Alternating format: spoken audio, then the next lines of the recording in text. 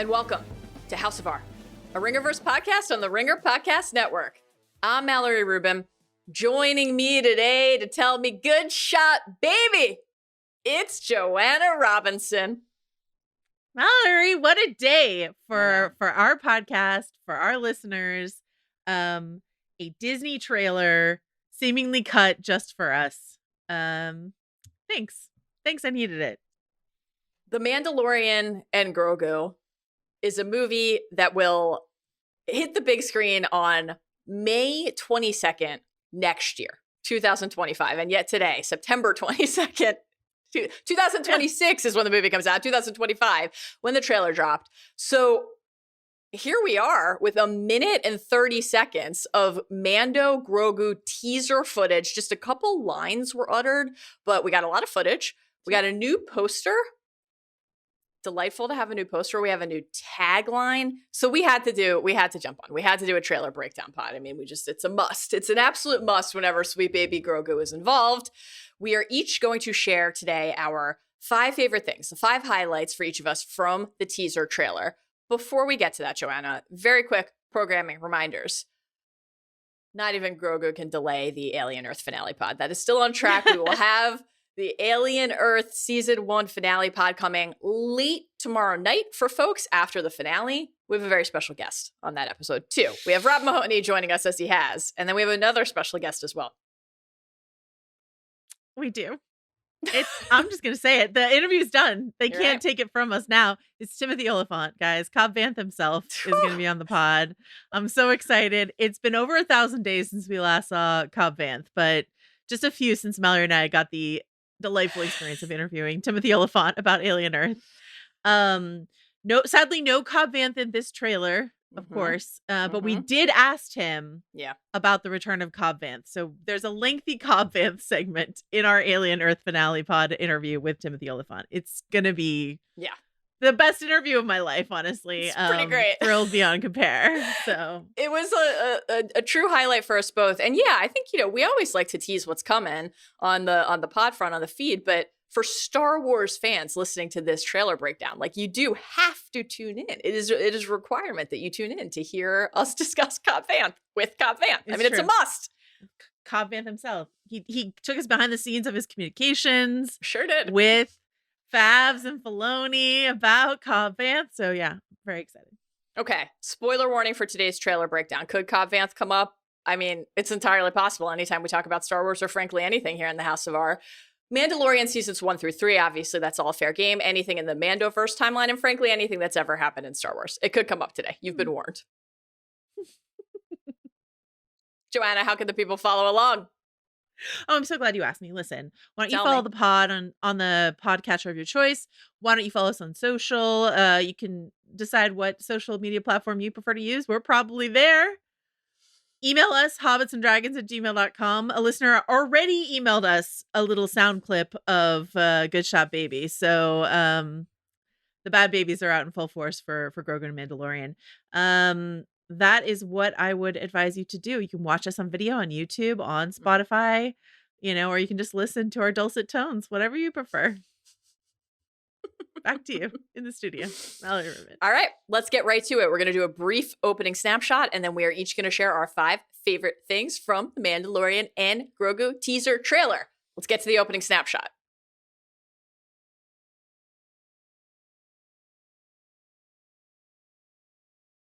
Joanna, this will be, when it hits theaters on May 22nd, 2026, the first Star Wars movie since The Rise of Skywalker. 6 years. In 2019. 7 years. It will be 7 years when it hits. It has been 6 years. It will have been 7 years. That's bananas. Yeah. I'm coming up on 4 years at the Ringer. I know. But in the 4 years I've been here, we haven't had a Star Wars movie. We've had a lot of Star Wars TV, but not a film. Yes. And we're gonna get this, and then we're getting set photos of Gosling. Like, we're just gonna keep getting Star Wars movies now that they have commenced again. So that's a fun thing for us. Mando and Grogu movie is, of course, directed by Johnny Favreau, and it is written by Favreau and Dave Filoni. You can watch this movie in IMAX, and I know that because it had a very prominent Forged for IMAX. They're using the armorer language to tease that this will be coming to IMAX. The poster had that real like adventure-y vibe. Was thrilled to see my guy Zeb in the poster and very briefly in the trailer. Put a pin in that. I'll be returning to it. The tagline, if you're searching for new adventure, this is the way. And the premise of this movie is that the New Republic has enlisted our wonderful dynamic duo, the Mandalorian, Din Djarin, and Grogu. Din Grogu, lest anyone forget that is his name. The season 3 Mando finale feels like it was 100 years ago. Din Grogu. It was 100 years ago. Thank you for it was a long time ago. Enlisting them for help in hunting the Imperial Remnant warlords. And of course, this is like basically where we left our buddies at the end of season 3. We had the like beautiful little ritual on Mandalore that I cried a lot while discussing with you and looked into your eyes on Zoom and wept. You must leave Mandalore and take your apprentice on his journeys just as your teacher did for you. I've spent the last couple of years saying, like, are we going to find Grogu's homeworld? What are we going to learn about his history and his people? No, we're just doing like a few episodes of The Mandalorian as a movie. That's very apparent from this trailer. That was my question to you, is like, could you distinguish this between this and a trailer for another season of The Mandalorian? Is there any difference to you at all? Almost none. I think indistinguishable, right. At least to this point. Now, maybe that will change as we get like full theatrical trailers, 2.5 minutes. We hear more, we see more. But right now, this basically looks like a trailer for season 4 of The Mandalorian, which is coming to us in the form of a movie. And this is the like slight danger of the Disney Plus era of like bringing all of your big screen superheroes and your Star Wars characters to Disney Plus. On the one hand, we're like, yay, things to talk about. We love, and some of those things are very good. And or we think of you always. Yes. But then also that it like slightly diminishes the sort of like, this is Star Wars on the big screen, especially when you're taking it from a show to a movie. So like, did I like this trailer? Mm-hmm. Yes. Yeah. And am I excited to see this movie with you clutching your hand while you weep into, I don't know, a Grogu shaped popcorn bucket? Undeniably. Absolutely. Yes. Do I have questions about the timing of the release of this trailer, given everything that's going on with Disney this week? Oh. I sure do. Oh, yeah. We all do, I think. Yes. But like, you know, they're really leaning on the gas of like that sort of, as you mentioned, that adventure idea. The font, the logo font is different than not only the original for the TV show, but even the one that they debuted August 2024. And right. It's just like whimsical minty green, warp and weft sort of like, you know, idea. And it's kind of going for Indiana Jones, but like a little shinier, glossier. I was on the like font typeface subreddit because I was like, what did the typeface people think of this logo on the subreddit? They don't like it, but that's okay.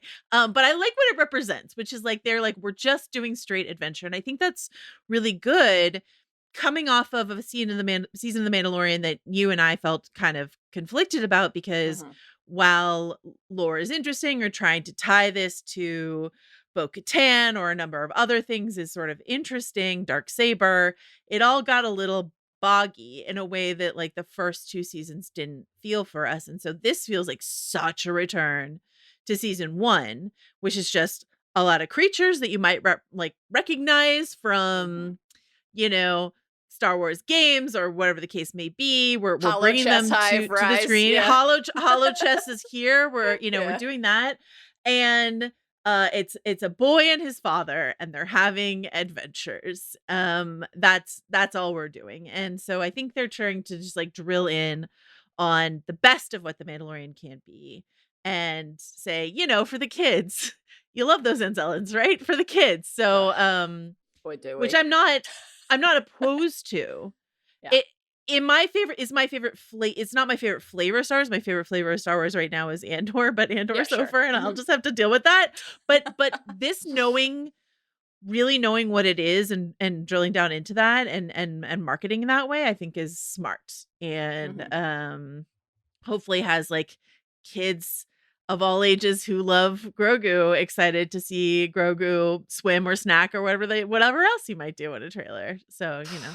Boy, did he look precious bobbing in that water. Then I immediately became concerned because there are other creatures in the water that, we'll be talking about more today. And I think they're true. on a collision course. Yeah, I mean, I think obviously the hunt for Imperial remnants is still, we are still in this aspect and era of the Mandoverse where the mission to build a bridge to the rise of the First Order, the failures of the New Republic is like central and paramount in terms of the overall fleshing out of this stretch of the canonical timeline. There are, Zeb is here, Rada the Hutt is here. Like, I don't think Fav's Filoni production is ever going to leave we want to connect this to a million other things and also help you understand how all of these things are connected. Impulse behind, but I think there's a difference in the calibration for sure, to your point. Yeah. There's a difference between using a character, like we didn't mind how Zeb was used. No, it's not about like a characters showing up in Mandalorian. It's like lore or just sort of like story bogging and stuff like that versus like we've got this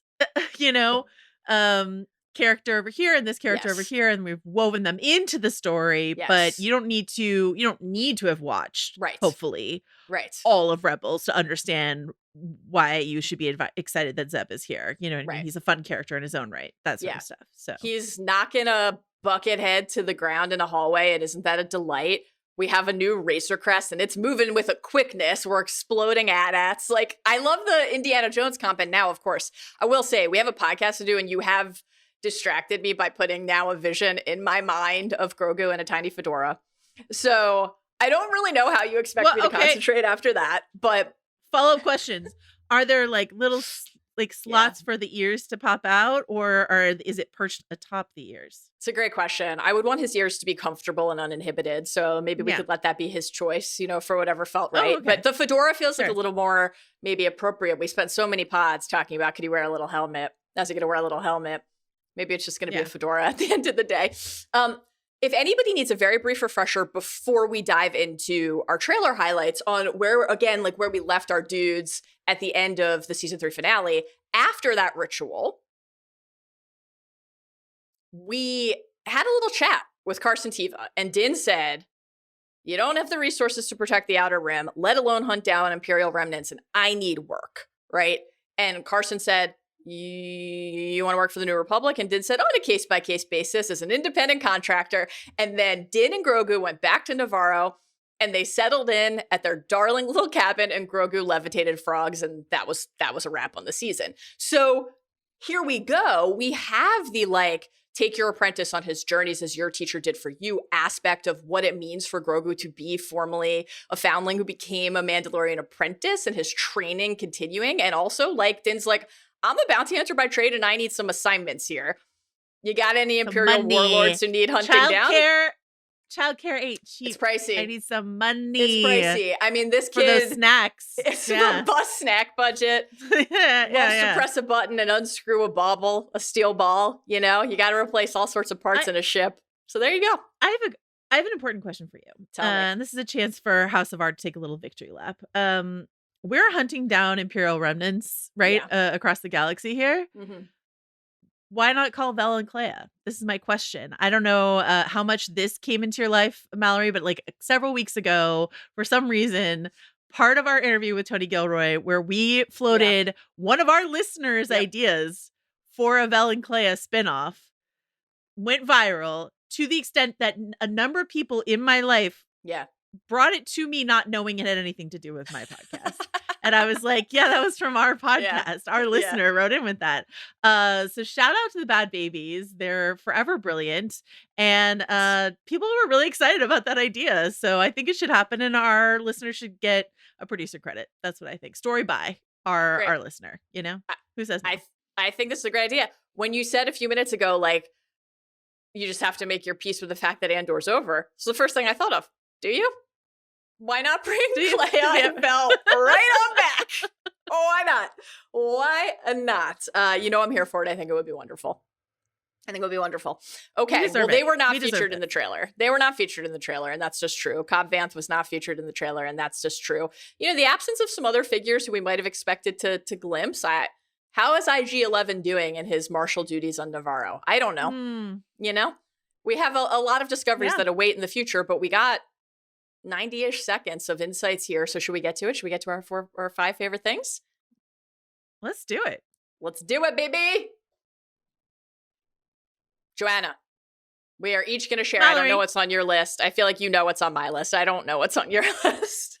I don't know.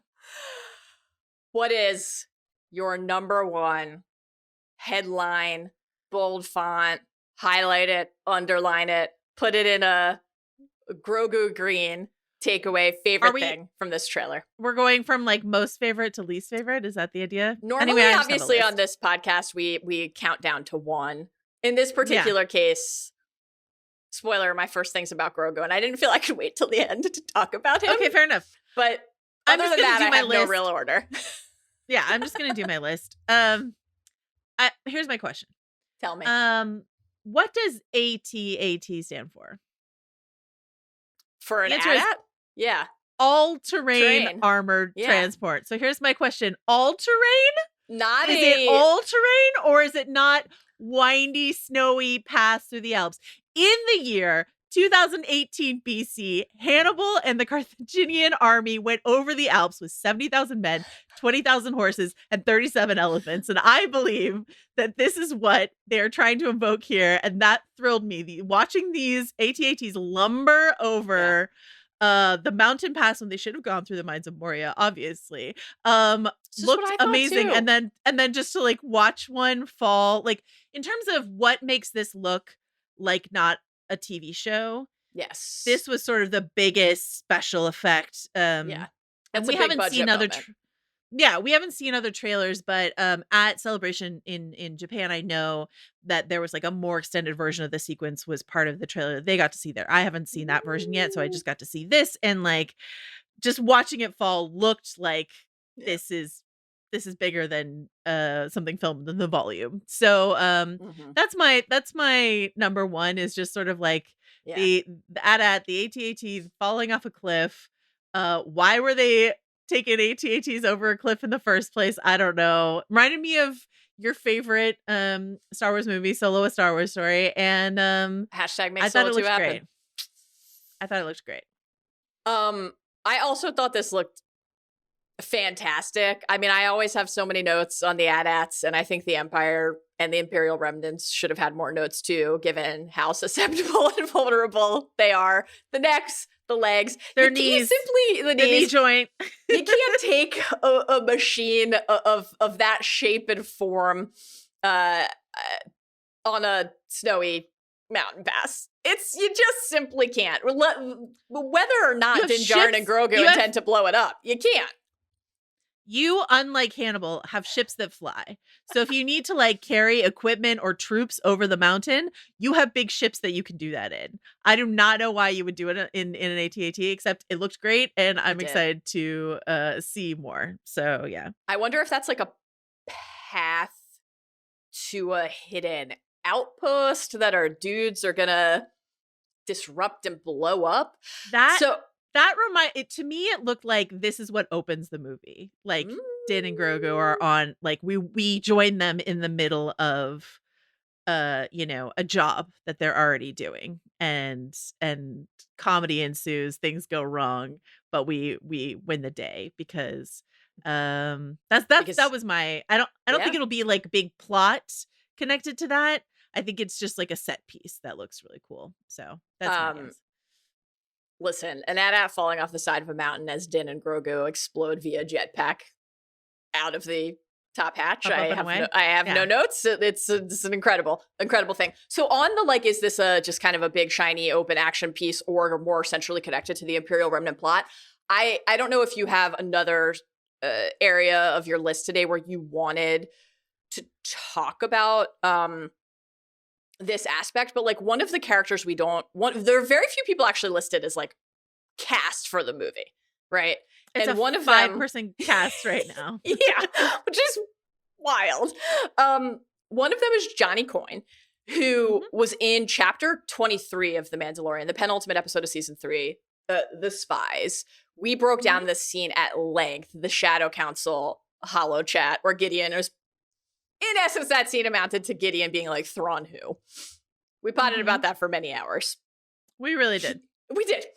So his character is one of the Hollows in that chat. That's the time we've seen him before. So he is an Imperial warlord. He's part of the Imperial Remnant, the part of the Shadow Council. He's there having a chat with our guy Hux, with our guy Pelly. He's in the mix. We don't know much about him. Here's what he said in that scene.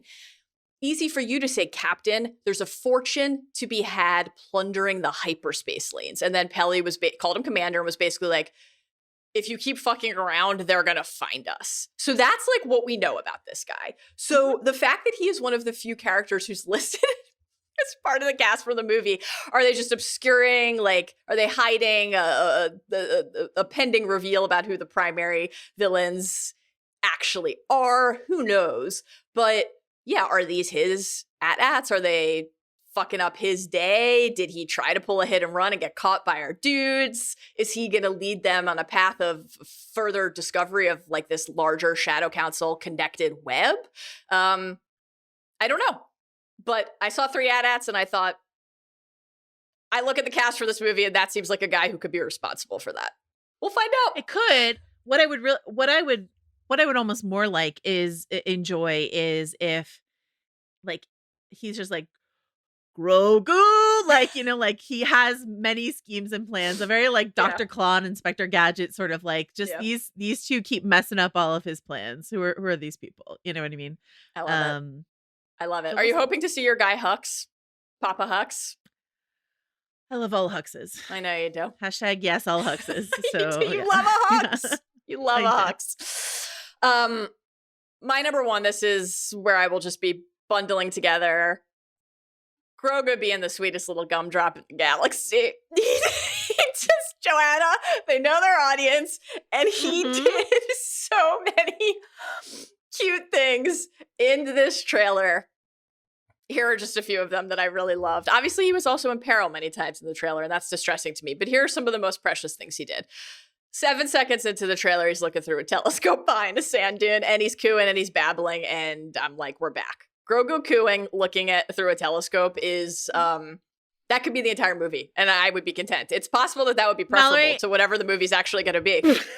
I don't know. Mallory suggested this entire podcast just be that shot, us breaking down the shot of Grogs and the telescope. Okay. Oh my God, they're darling. And I don't know if that sand dune is because the opening of the trailer is this new Razor Crest. Din is like, you know, an N1 starfighter. It's flashy. It's sexy. It's not really a family vehicle. You know, as we all said at the time, a new Razor Crest with some lovely like yellow accent work flies over this beautiful ocean setting. We love an ocean vista here at House of Art. And it's like, okay, that's clearly a Delphi base. That's a familiar location to us. When they're looking at the sand dune and then we see the telescope and then we cut to an Imperial outpost. That felt like a fake out on the edit front, and that is somewhere else in the sand is a Delphi base. Yeah. Grogu can look through a telescope wherever he wants, so he's so cute. So I thought that was just darling. Obviously, the single cutest thing that happens in the trailer, I think pretty clearly, is 25 seconds in when he uses the Force to try to basically slide the bar nuts toward him during a meeting with Sigourney Weaver's character. We'll both talk about her elsewhere today. You've already mentioned the snack budget. Grogu loves a snack. It is known. And for years now, it's been clear that Din and everybody else around Grogu is not doing a good enough job of giving him the calories that he needs. He's a growing little booba, and he gets tuckered out when he uses the Force.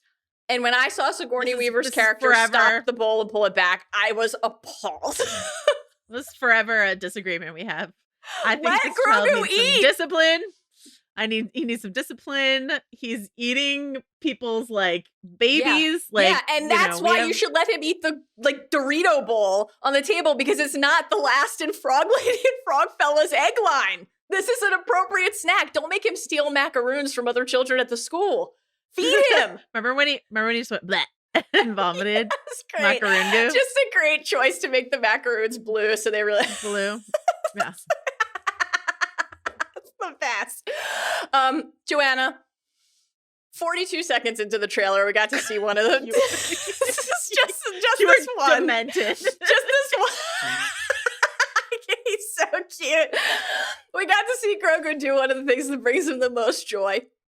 Press buttons on a ship. Just pressing all the buttons. And We're Din inside. didn't seem to be stopping him or flustered by him. Usually he's like, don't touch that, don't touch that, don't touch that. Exactly. Yeah. Has he learned how to operate the new Razor Crest? Does he know what buttons to push now, or is he just indiscriminately? Or did in the new Razor Crest, did they build just a panel of buttons that don't do anything just so that Grogu could just like jam on some buttons and levers that won't get in the way of Din trying to drive the car? You know what I mean? You have presented me with so many thrilling possibilities for what the future might hold. A panel of buttons that he can press without jeopardizing the mission or the flight. Brilliant idea. This is why you're the best.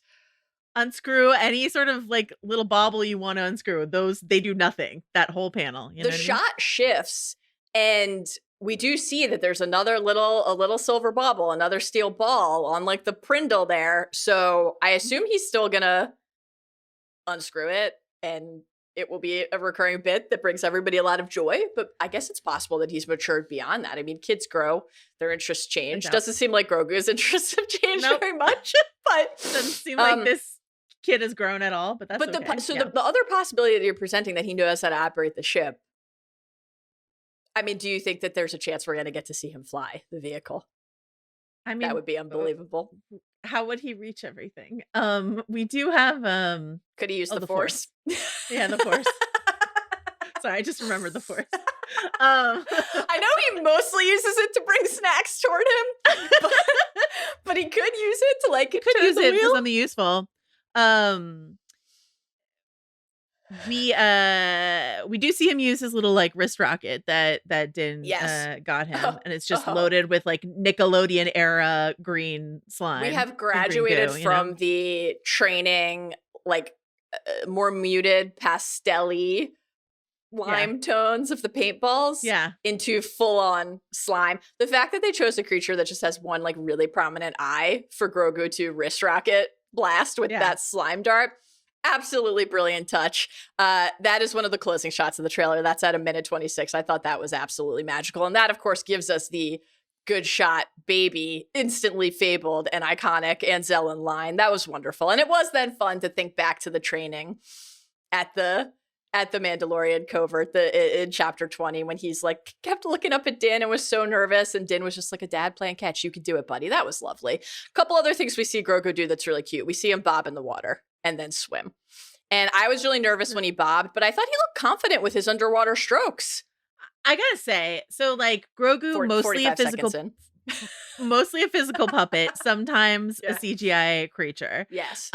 This looked really good. This looked like a puppet swimming to me, and I thought it looked great. I really loved it. Very Nirvana album cover moment for our green baby. Dude, that's definitely what they're going for. No question. Now, there are a lot of like watery stretches of the trailer. We see some wet caverns. We see some reflections of neon signage on a wet ground, etc. elsewhere in the trailer. We see an Amanaman, which basically looks like, at least in this trailer, Amanaman, pointy tooth ET kind of is like a little bit of the vibe. And that creature, which you can see at the 41-second mark, is in the water. So I am concerned. Yeah.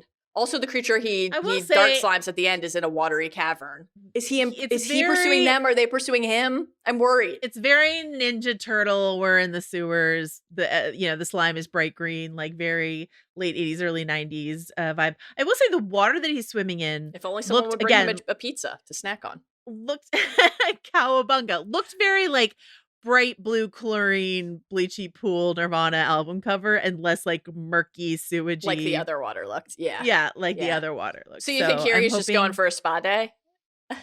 Maybe. I don't know why he doesn't have little swim trunks though. He's doing it in his clothing, and it's not. Oh man, not what I. Great stuff. Here's the last. I'll limit myself to one more precious thing Grogu did. This was historic. 54 seconds in, we see Grogu snacking. at a gladiator match, he has a popcorn bucket. And I thought that this snack looked like Mantel Mix because this is what Omega and Wrecker routinely munch on in the Bad Batch. It's like, looks like popcorn, but it's multicolored.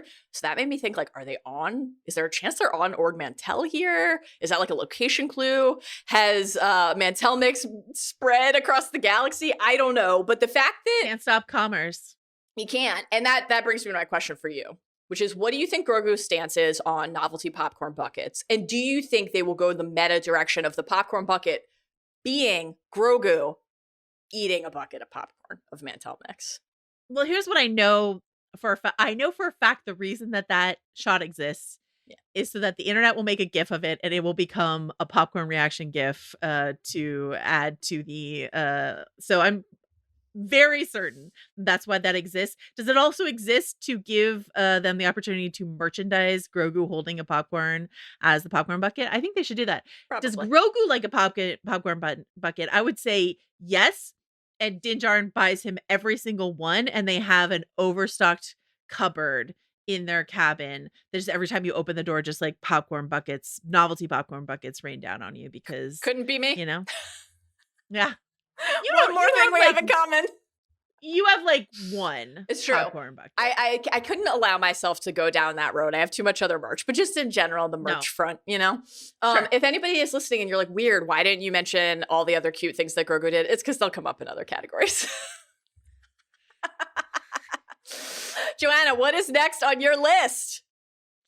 Sigourney Weaver's here. We've seen images of well. her. Yeah. We've seen images of her in a sort of New Republic flight suit orange, so we know that she will be wearing that at some point. Here she's in a khaki, like army green, very reminiscent of an alien, workman jumpsuit that she wears. We've just spent so much time in the alien verse with Sigourney, so it's tremendous to see her here. What a great casting opportunity. I'm really excited for, on a meta level, for the press tour. To have her talk about Star Wars, because I was recently watching an interview where she was talking about how she is watching Alien Earth at home, but that she's quite scared of it, so that she has to like watch it very carefully and at certain times. And I was like, Sigourney Weaver, wow, is scared of Alien Earth. I love that. I'm sure FX loved that. And so I want to hear what Star Wars means to Sigourney Weaver, what it means to be part of the Star Wars universe. I love her as sort of the leader of, it looks like the leader of Adelphi Outpost is sort of the idea. We had some back and forth before we started recording. We're not sure we know her character's name. Yeah. It's listed in some places. The most legitimate seems to be Wikipedia, which can be changed by anyone, as Colonel Ward, but we're not sure that that's her character's name. So unnamed, but bad bitch in charge, it seems like, and that's an exciting place to be. Is everything starring Sigourney Weaver as a bad bitch in charge good? No, I saw The Defenders, but I think Sigourney in Star Wars is going to be really fun and exciting, and I think we're all lucky to see it. So yeah, that's what I would say. Love it. I had this one as one of my 5 as well. I had it at number 4. Let's just combine them here as our second entry. That's I think, like you said, it's just anytime we get to see Sigourney Weaver in a space opera, a space story, like that's just a fun thing. I'm curious, given that the conversation that we already recapped at the top of the pod that took place between Din and Carson in the finale seemed to indicate that they would kind of be the ones in communication with each other. If Sigourney Weaver's character is kind of like taken over managing the Din relationship, or if this is such a high profile mission that she needs to be involved. She's above for sure. Carson Teva, it seems. And like Carson Teva is not on the list for this movie. Yeah. So like, exactly. Is he even in the movie? We don't know. But she seems to be like, well, we get like a half sentence. She's like, I heard you did good work for my guy Carson. I've got a more important assignment for you, and it involves X, Y, and Z. I think it is brilliant to introduce her character with a Grogu snack moment. It is. And we it's like a setting we know. You know, obviously you have the sigils on the wall and stuff to help place us, but like we can clock that bar now, that setting Mhm. on Adelphi base. So like we haven't heard her speak yet. Like you said, we may or may not know a character name. We have a lot to learn, but we're oriented really quickly with what her role in the story, at least in terms of her relationship with Din and Grogu, is going to be. The fact that there are only 5 people listed in the cast and she's one of them makes me wonder if she like has a bigger role in the movie than we might anticipate, or if every person other than basically Din and Grogu, and yes, I just referred to Grogu as a person, has like 3 minutes of screen time, and then it's just the 2 of them jetpacking around, Razor Cresting around. It's a great question. I love having her here. It makes me think of like, you know, all we got and all we could have gotten with General Organa, you know, like that sort of energy. But I don't know. I feel like it's going to be like a Grief Karga level, like, here's your mission, go do it, opportunity for Sigourney here. She's got high billing, but I think she has high billing because she's Sigourney fucking Weaver. Right. You know, so and also because there's no one else to bill because they're all puppets. All the rest of and the cast droids. Puppets. It's like that social media like prompt of like Pride and Prejudice, but everything's puppets except for one human actor. That's essentially what this is, except it's just Sigourney Weaver, and then it's like puppets, CGI, and then people in helmets, so you never see their faces. Exactly. You know. And I'm ready. I'm ready for it. I can't wait to sit there next to you, clutching your arm. All right, what is third on your list? I'm gonna give it to the Anzellans. We're in lockstep here. That's next for me too. Ever since Babu Frick showed up, I'm a huge Babu Frick fan. Actually, I have right here. This is a video podcast, right? I've got like always with me my little like Grogu and Anzellan figure. So the Anzellans I love. Not everyone loves them. I love them, and they're all over this trailer. It's Who true, doesn't like an Anzellan? Plenty of people. Oh my god. It's true. I love them. I love Babu Frick. I love the Anzellans. I love they're on the poster. They're all over this trailer. Like it's gonna be an Anzellan heavy sort of time. It does seem though, based on the stretch, that like Grogu and Din will be separated for some section of this movie. And as Grogu is separated, instead of just him waddling and cooing by himself around, it's him with the Anzellans doing gremlin-y adventure stuff. So I'm excited for that personally. The Anzellans are next on my list as well. As you know, it pains me to think of Rise of Skywalker, but when I think of Rise of Skywalker, I also like to think of Babu Frick, and I had a great time with Babu Frick in that film. You know, it was such a joy to have other Anzellan characters enter the Mandoverse, and I'm curious because, I mean, obviously, like, dude, they gave our listeners their name. I mean, Bad Baby, No Squeezy was the gift of an Anzellan on Navarro as one of the many times that we were working on some IG-11 repair. And then obviously, like, you know, the scrap and the parts necessary to rebuild brought back to Navarro, the Anzellans, restore IG. We learned that IG is going to be the Marshal on Navarro. So, and then Din and Grogu, we know from the end of the season, have that little cabin, that home base. Are those like the same Anzellans who have interacted with them before? We think we're going to be in Navarro at some point, kind of Navarro, yeah. Pick them up for how do they end up involved in the shenanigans that are going to ensue, or is it on Navarro for some stretch of it? Yeah, I mean, I would love the sewers of Navarro. Yes, you know, I would love it if it seems like we will spend at least a little time on Navarro. I would love it if they somehow were like, we're in the Razor Crest. Oh, you needed a repair, then we had to take off. We're going with you somewhere. I mean, that would just be such a treat. But even if it's limited to just the Navarro stretch of the movie, should there be one, I think that would be a delight. You mentioned that the popcorn bucket, the Mantel Mix shot, is there basically just to create a new GIF for the internet. I will posit to you now that nothing... It's a long list of this is here to sell merch, especially in Star Wars. I don't know that anything has ever screamed through our screens, this is here so that you buy this merch when we inevitably release it as a Funko Pop, a Lego set, a figurine. But the shot 49 seconds in of the 3 Anzellans and Grogu riding in a speeder is the most, just wait till you get to buy this and put this on your shelf shot that I've ever seen.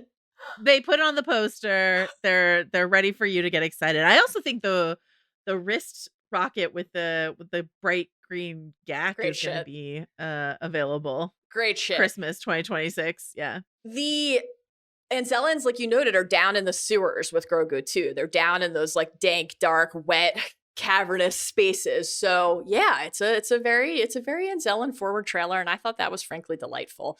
On the little speeder shot, they're passing in front of like a kind of like red, rocky terrain on the horizon. I mean, that guy could be Navarro. Navarro's a rocky place.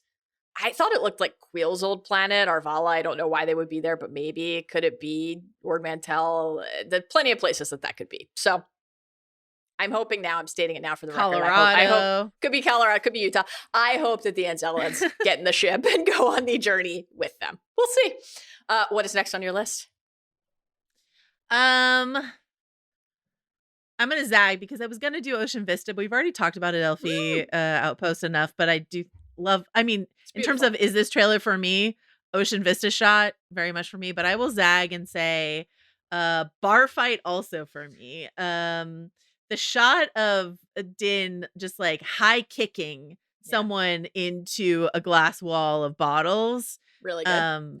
Great stuff. You know, Pedro Pascal not even anywhere near set that day. That is for the stunt team of the Mandalorian. But like when they give Mando and his various like, you know, whistling birds and whatever else it is that he has like a time to shine inside of a close quarters fight, like it's really good stuff. And so I'm excited for fight choreography, I guess what I'll say. Hell yeah. I loved that moment too because, well, I mean, obviously one of the reasons is because after the kick and the liquor bottle smash, Grogu just shoots into frame and jumps onto Din's back.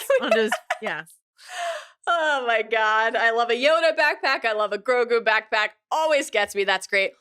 But I feel like this takes us back to kind of our origin moments with Din as a character and with Mando as a show and a universe. You know, I'm like waiting for him in the trailer. Maybe this will actually happen in the movie, but I'm like, oh my God, is he going to say I can bring you in warm or I can bring you in cold? Like it takes us right back to that opening stretch in such a fun little way. So yeah, that's a great call. That looked like expensive liquor that broke. I mean, the tab on that is, I think, going to be steep. That looks like the alcohol you would serve on the train where Loki and Sylvie talked about being the same, but also wanting to have sex with each other. Okay. I mean, a very memorable episode of television. Episode 3, season 1. That was a beautiful episode. Mm-hmm. God, I loved that. Oh, man. Mm-hmm. A different time on Disney Plus. A different time. My next one what do you got? Is a twofer. It's animated legends in live action. And this is where I will talk about Zeb for another second and then Rada the Hutt. Would anyone call Rada the Hutt an animated icon? That's for you to decide, but we're going to do that here today. So Zeb, like a true blink and you'll miss it trailer appearance. He's at the 47-second mark. Now, if you have watched Star Wars Rebels, you're like, I would recognize that bow rifle with its signature purple crackles at the ends anywhere. Or Zeb is always putting his feet on Maine. I would recognize those toes anywhere. Right. Yeah. And it's the like all this for free aspect of it's his signature move. So that was just really fun. Again, the fact that he's in the trailer makes me like really, perhaps foolishly, but really hopeful that he'll have like a role to play in the movie, a role of consequence. Like, maybe not. Significantly on the poster too. Yeah. So that's exciting. I love Zeb. We talked about this a lot when we covered his brief appearance in The Mandalorian, but like Zeb is one of the main characters in Rebels. For people who didn't watch Rebels, Spectre 4, he's a Lasat from Lasan, member of the Honor Guard. Every time we see Zeb, we're like, when will we get an update on Callus? That was also my reaction to seeing Zeb in the poster and in the trailer. But the like kick jump move off the wall to very good, absolutely eviscerate what he would call a bucket head, right? A stormtrooper. And then you get to like a brief little glimpse of just a pile of stormtroopers right behind that dude that he's beating up. And it's like, right, he has made his way with ease and with a quickness through this group of buffoons. So I just can't wait to see Zeb. I love Zeb. I've always loved Zeb. And I'm thrilled that he's going to be back in our lives. Mm-hmm. A character that I have to say quite candidly, I never thought would be back in our lives is Rada the Hutt. Who has like jacked, extremely jacked, Rada the Hutt. An incredible like look at these guns moment in the trailer. A gladiatorial sort of arena. Seemingly, this is these sort of like gladiator games. Yeah, I think Pedro was like, I didn't do all this training for gladiator just to like waste it on a role where I was not well used, and he's like, put me in, coach, except I won't be there because I have nothing to do with the stunt team, but like, I'll say some lines. Yeah, I'll do some voiceover. Yeah, one of the like hollow chest creatures who's in that same arena. We see Din like riding him in a couple shots. So will he be? We also see, of course, Din and Grogu in the stands. Like we see these shots of 51 seconds in, like the raucous screaming crowds. We get to see Rada at 52 seconds. He's working the crowd. He's like, "Look at me, I'm the best. Cheer for me, love me." And then we see Din. So it's like, does he have to intervene? Does he challenge Rada? Like, what is that relationship? We obviously don't know. Rada the Hutt was a formative part of the Star Wars, the Clone Wars experience. He's in the movie. We do not need to get into the details. Formative. All you need to know is that he's a big part of the early Ahsoka Anakin relationship. And so he is actually, I think, like embedded in people's memories for that reason. Nicknamed Stinky, because he reeks, and that's just true, and we should say it. We should get it on the record. Do you think he hit the gym and has just been like downing the creatine and all this sort of stuff like that to try to get a new nickname? He's trying to get away from Stinky, and he's like, Swole. Call me Muscles, call me Swole, call me something else. I think that's probably it. Here's my question in turn to you. What do you think is more likely? That Jeremy Allen White is nominated for an Oscar for portraying Rada the Hutt, or Bruce Springsteen? Bruce Springsteen? Great question. If you had to pick, could he be nominated for both? I don't know. I like one year after another, really, I think. I think eligibility wise, it will be a back-to-back, very like Tom Hanks back-to-back Best Actor Oscar win for Jeremy Allen White. I will say this. I'm excited for you that Rada the Hutt is here. I'm excited for all of the Bearheads that Jeremy Allen White is voicing a character in Star Wars, all this sort of stuff like that. This is maybe my least choice. No, this is just my least favorite shot of the trailer. Like, I'm hoping that is not a finished rendering on that character, because I think we can do a little better visually. I thought the arms looked muscly, and I'll withhold. They were glistening. Yeah, they were listening. We'll see what I'm curious to see what the face looks like, and just in general what his role is in the story, because like there's another shot where we see Din blasters out, is attacking like a vault, charging a vault. 57 seconds in, they're the the equally swole, gigantic security droids guarding the vault, and that vault has the Hutt clan sigil on it. I was forced to reflect on the fact that we had two Hutt characters in the Book of Boba Fett. We had the twins in that show, which it was a journey for me today to remember that. Think back on that. But that was the whole okay, there's a power vacuum now that Jabba is gone, and the twins challenging Boba for control of Tatooine, and then they were like, peace out. We learned all of these other things are afoot. Are they in the? There are two Hutts on the poster. You think Favreau and Filoni are gonna make people remember Book of Boba Fett in order to understand what's happening in their Mandalorian and Grogu movie? I don't think that. I think it would behoove them. I think it would behoove them, a la what Marvel has been doing, to try to just sort of make it so you don't feel like you have to do a ton of homework to understand this movie. I agree. However, I look at the poster. Look at the bottom left corner of the poster. Are those not the twins? I mean, it could be Rada and a romantic partner or a very close friend, No, but neither of those seem like they're erotic because I don't see any guns. they don't seem jacked. No, Yeah. So I'm like, they don't okay, seem jacked. Rada's in it. And then if the twins are in it, you start to wonder how much of this is going to be about like the syndicates and the Hutt clan and crime families and control. I hope zero. I hope they're just part of like a mission. I hope they're just part of a mission.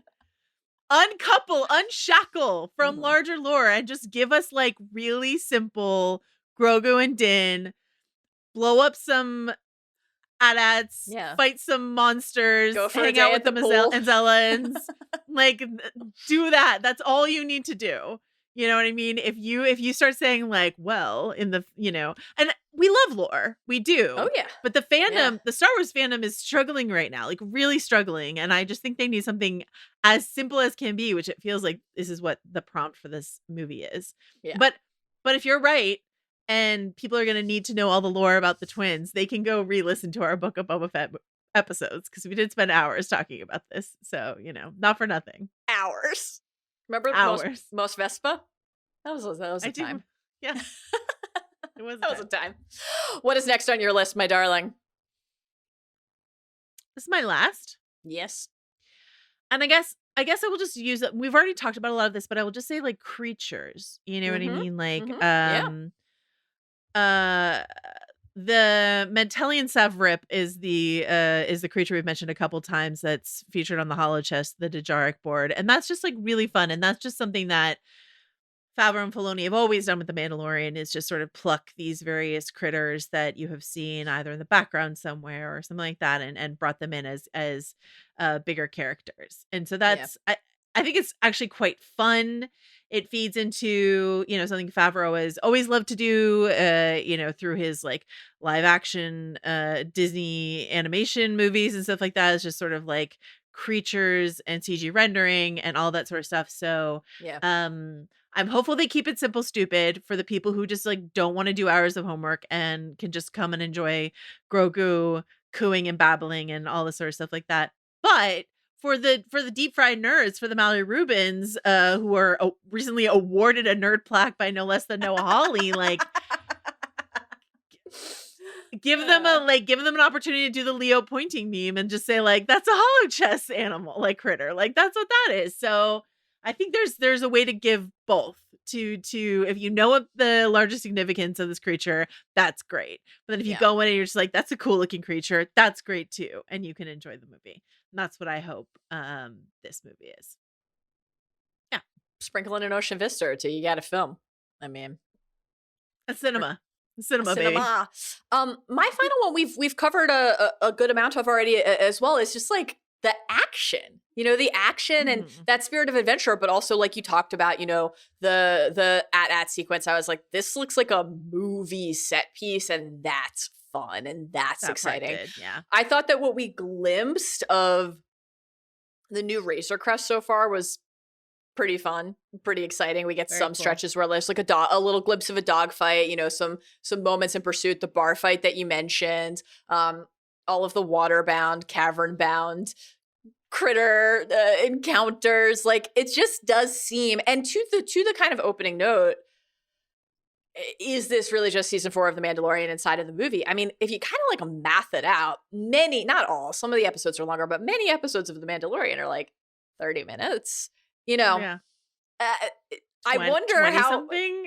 Like, is it possible that it will actually feel like, okay, this would have been episode 1, this adventure, and then this would have been episode 2, like in terms of how the acts of the film are broken down. I don't know. I be really interested. And then, the gladiator stretches, the attack on the Hutt vault, the jetpack sequences all looked really cool and fun. We've got like, we're flying out of AT-ATs into ships where like presumably a friend and an ally is opening the door just in time for our pals to escape. It was and it's Cobb Vanth, wasn't it? It was Cobb Vanth who did that. Don't you think? Do you think that the Bacta tank would fit in a ship? Probably. He has to be out of the Bacta tank at this point. Well, I mean, a man can only Bacta so long. Do you know what I mean? So dare to dream. Okay. Final thoughts. Anything else you'd like to add?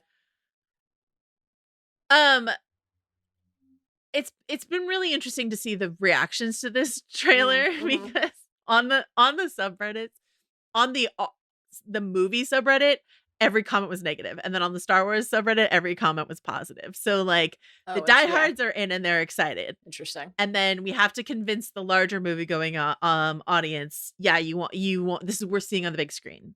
You're used to watching these characters at home, but you're gonna want to go to the theaters to see it. So I just like it. I think it just needs to be fun and spectacular in that way that makes it feel like worth bringing your kids to the movie theater for and stuff like that. So Star Wars is a really interesting time, and we love talking about Star Wars, and we really want Star Wars to be great. And so I hope this is great and ushers in a new era of really fun, nothing to fucking do with the Skywalker's movies. I think that could be a really good time for us. Yeah. Yeah. How about you, Mallory? I don't want my reaction when I see the movie to be the new sound that Grogu emitted when Sigourney Weaver's character stopped him from taking the snack. I want the thing that comes out of my mouth to be the impressive one of the two lines that I heard in the trailer. Like, will it be because we look at a muscly Hutt, or will it be because the movie's fun and good? Who knows? And I am just so curious to see like where these characters go from here. Do we go from this movie to another season of TV? Are we like sprinkling them into other stories after this, but we are no longer making The Mandalorian here as an 8-episode new season of television? Like I obviously have no clue what awaits on that front. So I'm curious to see how, like, even given all of the Imperial Remnant connections and possibly Hutt Clan crime syndicate connections, like I'm curious to see how self-contained this feels. Like, is Grand Admiral Thrawn coming in a stinger? How connected is this to whatever the larger pursuits are for this stretch of the timeline still? Because we, like you said, we weren't getting that vibe. I think that would be such a bummer if Thrawn comes in at the end here. And it doesn't, honestly, like, from the trailer to your point from the beginning of the pod, the trailer's not giving us that impression, at least not yet. But I would not be surprised. There's a whole, certainly, if we trend in that direction. There's a whole second season of Ahsoka that's being shot right now. There's so much room for Thrawn. I really think this should just be like, it is what it is. But wearing my Ahsoka Grogu shirt today, just for this. Very nice. I don't know why I bother to wear relevant t-shirts when they're not visible. Maybe that's something I'll work on with my camera angle. It's just, it's the spirit of it. It's true. The spirit of it. It's true. It is. We did it. We talked about this trailer. We're going to talk tomorrow. Baby. Good pod, baby. Those little wrist darts. They're great. We will be back tomorrow night to talk about the Alien Earth finale with Rob Mahoney and Timothy Oliphant. Not sure if you've heard of him. And then we'll either be back a few days after that to do more podcasts, or we will both retire. It's a discussion. We're talking through our options. Thinking about it. Yeah, we're thinking about it. Go out on top. I mean, are we going to be able to replicate the high of that experience? I don't know. This was a pop-up pod. We had no idea this trailer was coming today. And so we have to thank some of the folks who joined us to help make this episode happen. Thank you to Isaiah Blakely and Chris Thomas for jumping on the Zoom to record this pod with us and produce this episode. We appreciate it. Thank you, as always, to Arjuna Ramgopowell, who loves Star Wars. He was like, I'll be there today. Yeah, he loves Star Wars. He didn't say the second part, but it was implied. And thank you, of course, as well to Jomi Adeniran for his work on the social for this episode. Joanna, I will see you tomorrow for Alien Earth. Exciting. Bye. Goodbye.